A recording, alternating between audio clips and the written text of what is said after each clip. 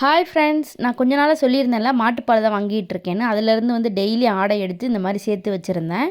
பார்த்திங்கன்னா அது நிறைய ஆடை சேர்ந்துருச்சு. சரி, இன்றைக்கி வந்து வீட்டிலே வந்து நெய் உரிக்கிறலாமேன்னு சொல்லிட்டு நாளைக்கு தான் நெய் உருக்க முடியும். ஸோ அதனால் இன்றைக்கி நைட்டே என்ன பண்ணிடணுன்னா, நம்ம சேர்த்து வச்ச ஆடை எல்லாத்தையுமே ஒன்று சேர்த்து புளிச்ச மோர், தயிர் ஏதாவது ஒன்று போட்டு நல்லா கையாலேயோ இல்லை கரண்டியாலோ நல்லா பிசைஞ்சு இந்த மாதிரி நம்ம ஓரமாக எடுத்து வச்சிட்டோம்னா அது காலையில் எழுந்திரிச்சு பார்க்கும்போது நல்லா வந்து புளிச்சிரும்.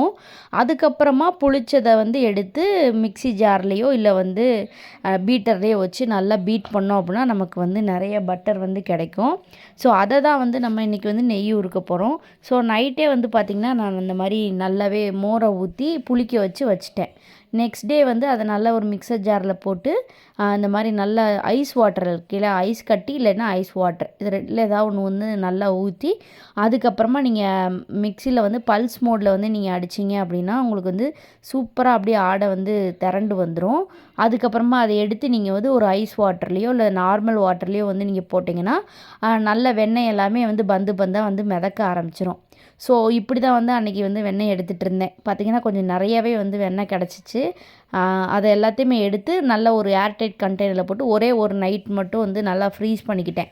அதில் எக்ஸஸாக வாட்டர்லாம் இருந்துச்சுன்னா அதெல்லாம் வெளியேறணும், அதுக்காக தான் ஃப்ரீஸ் பண்ணியிருக்கேன். அடுத்து நல்லா உருக்க போகிற நேரத்தில் கொஞ்சம் நேரத்துக்கு முன்னாடியே எடுத்து ஃப்ரீசர்லேருந்து எடுத்து வெளியில் வச்சுட்டேன். இப்போ வந்து அதை வந்து உருக்கலாம். ஸோ அதை அப்படியே வந்து நான் நல்லா காஞ்ச ஈரமே இல்லாத ஒரு நல்ல கனமான பாத்திரத்தில் வந்து போட்டுட்டு இந்த மாதிரிலாம் உருக்க ஆரம்பிச்சிட்டோம்.